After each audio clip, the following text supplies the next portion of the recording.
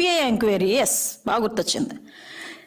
అధికారంలో నువ్వు ఉన్నావు, సీఎం గారికి జగన్ అన్నయ్యకి అతి గారాల చెల్లివి. లెటర్ పెట్టు, సిబిఐ ఎంక్వైరీ చేసుకుందామని. నీ చేతిలో అధికారం ఉంది, నీ చేతిలో సీఎం ఉన్నాడుగా.